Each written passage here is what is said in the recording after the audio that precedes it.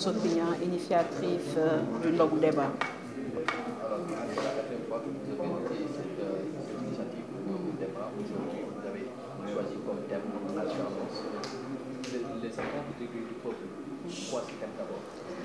Pourquoi ce thème? Parce que d'abord, à chaque année, nous organisons un Ndogu Débat, c'est la 4e édition, où à chaque fois on regroupe les citoyens et les citoyennes sénégalaises pour discuter de la situation actuelle à chaque année. Et aujourd'hui, nous nous sommes rendus compte que le Ndogu Débat coïncide avec le lendemain de l'alternance de 2024. Et il était important de dire qu'une page est tournée. Chacun d'entre nous avait un candidat. Nous sommes allés à des élections et un candidat a été élu. Et il était important qu'on puisse nous tous et toutes se retrouver, malgré que nous n'étions pas d'accord lors des élections, malgré qu'il y a eu énormément de frictions, des débats contradictoires, mais montrer qu'après la campagne, après les élections, des jeunes et des adultes peuvent se retrouver et discuter du Sénégal. Et aujourd'hui, nous avons pensé que le thème primordial, c'était les attentes, parce que nous nous sommes rendus compte que le peuple sénégalais s'est mobilisé et est parti voter. Donc, ils ont une confiance, ils ont des attentes vis-à-vis des nouveaux gouvernants et qu'il fallait, de notre humble point de vue, que des citoyens, des cadres, etc. se retrouvent, discutent et fassent des propositions. C'est la raison de cette initiative. Alors, vous avez vu la formation du nouveau gouvernement initié par Ousmane Sonko. Alors, quelle appréciation faites-vous? Disons que nous disons que le nouveau gouvernement, ils ont leur ligne de conduite, leur vision, et que c'est peut-être par rapport à ça qu'ils ont choisi des hommes et des femmes. Nous ne pouvons que leur souhaiter, en réalité, de réussir par rapport à leurs objectifs et de faire en sorte que les Sénégalais puissent en réalité être rassurés par rapport à leur politique. La seule chose que nous leur disons aussi, c'est que nous avons remarqué qu'il n'y avait que 4 femmes. Ça, c'est de manière personnelle que je le dis, et en les poussant, en disant que la société, elle est diverse. Et il faudrait que chaque composante, en réalité, puisse s'y retrouver et puisse jouer son rôle. Et c'est l'invite que nous leur faisons, tout en disant qu'aujourd'hui, c'est l'heure du travail, nous les encourageons, et nous serons là pour voir et faire des propositions dans le sens d'amélioration, parce que la réussite aujourd'hui, c'est la réussite de tout un chacun. Et je pense que tout à l'heure dans mon discours, je l'ai dit, je ne suis pas avec eux, je ne suis pas dans leur camp, mais je suis citoyenne sénégalaise. Donc aujourd'hui, il n'y a pas un président d'un tel camp, il y a un président du Sénégal, et de ce point de vue, nous espérons qu'ils seront assez ouverts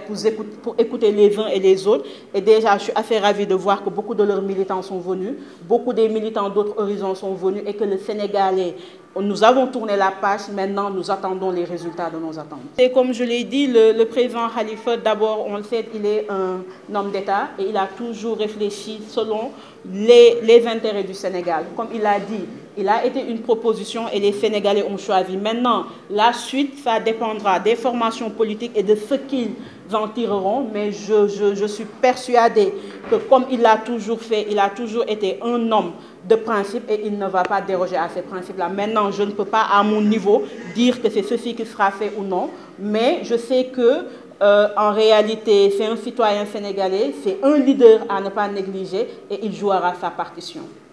Waaw, maa ngi leen di nuyu dañu woote woon tey ndaje bi pour wane ni génn nañu bi mooy 4e édition bi et à chaque fois dañuy toog di discuter ci ay programmes yu touché sénégalais yépp bi pa ñu gis ni génn nañu ci élection yi ñu ne nañu toog waxtaan ci lan mooy attente prioritaire u sénégalais yi lan nga xam ni sénégalais yi moom moo leen gën a yitteel ci li gën a gaaw pour ñu régler leen ko parce que gis nañ ni bokkuñu woon camp bokkuñu woon gis-gis mais lenn la ñu bokk mooy Sénégal et puisque nous sommes des citoyens et des citoyennes sénégalaises, am nañu suñu mot à dire et discussion yi dinañu permettre ñu arrondir les angles, ñu trouver des places de convergence, ñu xam ni tamit ñi ngi xalaat mën nañu proposer di ko joxe et comme depuis 4 ans noonu lañ koy defee et je pense que ndogu débat bi moom képp kuy acteur que ce soit politique de développement etc. mën nga fi jaar président Diomaye je pense que dernière édition bi il était présent ak ñeneen donc c'est un débat ouvert pour montrer aussi que quel que soit lu ñu juboowul am na lenn lu ñu bokk muy Sénégal et que loolu ñu bokk foog ñu toog ci foog ñu wax ci foog ñu joxe ci suñu xalaat L'information gis nga ni gouvernement bu bees daal may am. ban gis-gis nga am ci gouvernement. waaw gouvernement bi di wax ni seen vision la teg nañu seen gouvernement comme on l'a dit ku ci nekk proposé nga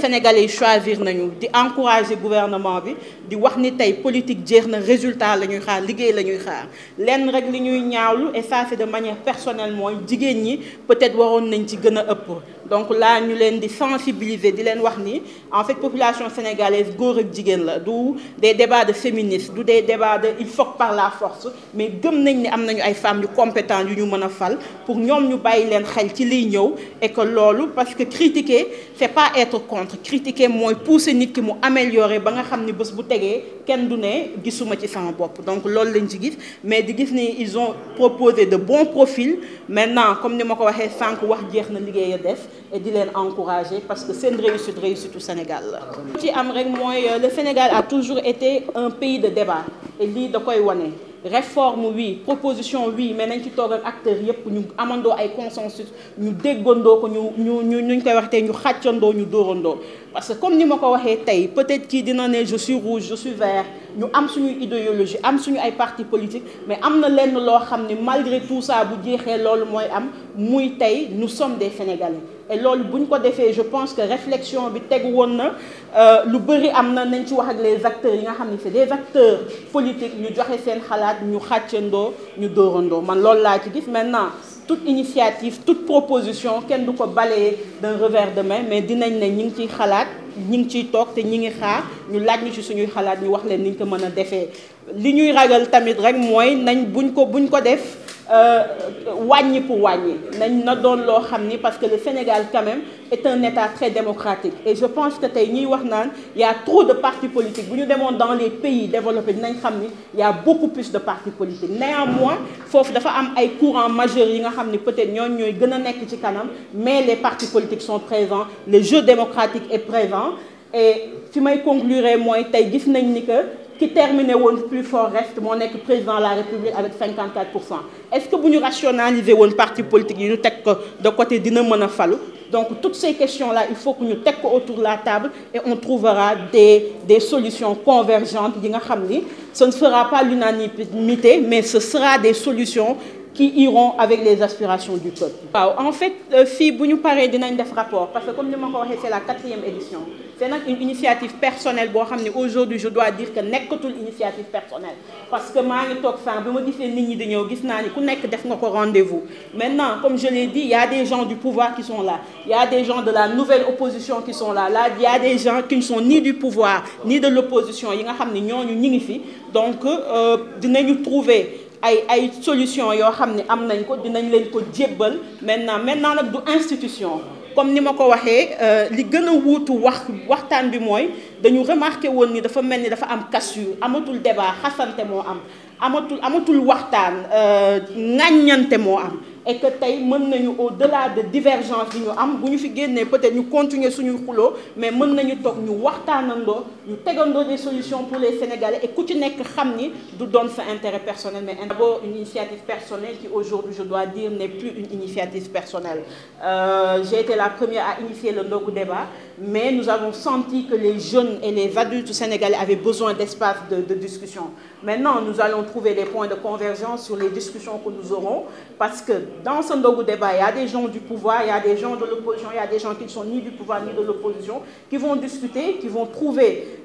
un consensus et peut-être après nous allons leur soumettre. Mais le premier objectif, c'était de montrer qu'au-delà de nos divergences, qu'au-delà du fait que certains pensent qu'il y a une cassure, il n'y a pas de cassure. Il y avait juste un manque de débat et que les Sénégalais peuvent aller au-delà de leurs divergences et savoir que nous avons quelque chose en commun qu'il nous faut en réalité protéger, c'est le Sénégal et en tant que citoyens et citoyennes, avant d'être des militants, nous devons œuvrer dans ça.